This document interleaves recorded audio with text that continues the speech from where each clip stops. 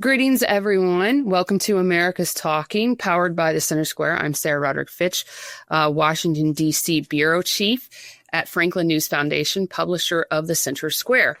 Devastating flooding in Texas's Hill County has led to more than 120 deaths and several still missing, and including dozens of children attending a camp there. And torrential downpours dumped more than 12 inches of rain in central Texas on Independence Day, causing massive flooding along the Guadalupe River, causing it to rise 26 feet in a matter of 45 minutes.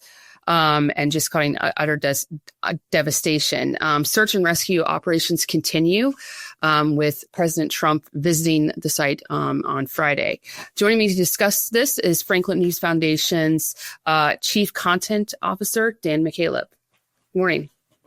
Morning, Sarah. Thanks for having me. Yes, this certainly is tragic. As of Friday morning, July 11th, when we're recording this, there are more than 120 deaths, including dozens of children, as you said. Just as heartbreaking, at least 170 remain missing. Given that we're now a full week into the search and rescue operations, the chances of any more of those missing people being found alive is sadly bleak. You always hold out hope more survivors will be found, but given the amount of time that's passed, it just seems unlikely. That means somewhere in the neighborhood of 300 people could have perished in this tragedy. And the dozens of young children who were killed makes it that much worse. It's all heartbreaking. And then you have the story of Camp Mystic, where hundreds of girls were camping just off the river. The agony of the parents whose daughters were attending the camp, not knowing for hours or even days if they were okay. And the unimaginable experience of having to identify your daughter when her body was found. I'm sorry, but it's hard not to get emotional when you think about all this and talk about it. Even when as journalists, we cover these stories far too often. Anyway, in addition to all of the tragic deaths, homes and other properties were destroyed, families' lives were turned upside down, and even those who survived will live with this tragedy for the rest of their lives. Search and rescue operations remain ongoing, and we are thankful for these first responders. Yes. And so as more stuff is coming out, there's a lot of questions rising about sort of what was happening beforehand, the warnings that went out. I know that there's been several back and forth on whether or not the National Weather Center there was properly, if it was manned properly and all that. And there's seems to be a lot of questions. Do you know what the latest on that is? Yes, well, these are questions that are going to be asked and need to be answered probably for weeks or even months.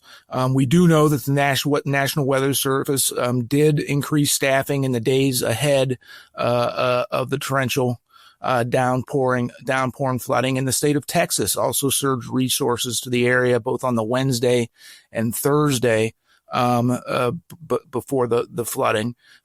What the biggest questions now is why was there not an emergency evacuation noticed? One of the issues was the area. This is in rural central Texas.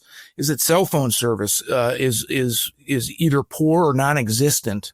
In some areas, it was the girls at the camp, for example, where the camp is located.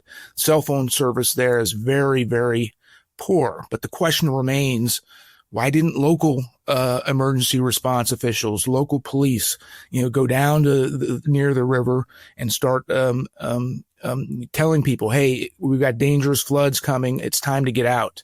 And those are questions that are going to be need to be answered at some point. Right now, they're still in search and rescue mode.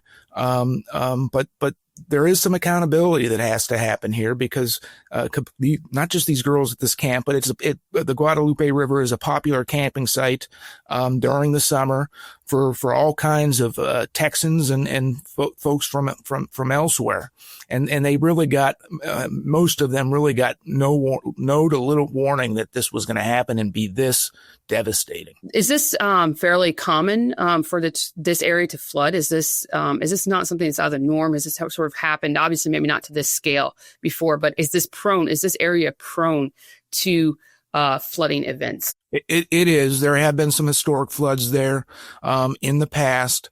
Not to this extent, not in modern history anyway. But yeah, it's a flood zone. It's an area that is prone to this kind of flooding when you get torrential downpours like what happened, overnight, Thursday night into Friday morning, into Independence Day morning. There are conspiracy theorists out there that say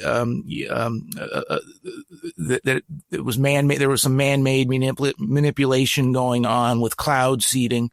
I'm by no means a meteorologist and no expert on this topic, but meteorologists in Texas and from around the country have debunked that theory. And Texas Governor Greg Abbott has made emergency preparedness his priority. Obviously, they have dealt with a lot of hurricanes. I know the massive freeze down there in Texas and tornadoes and whatnot.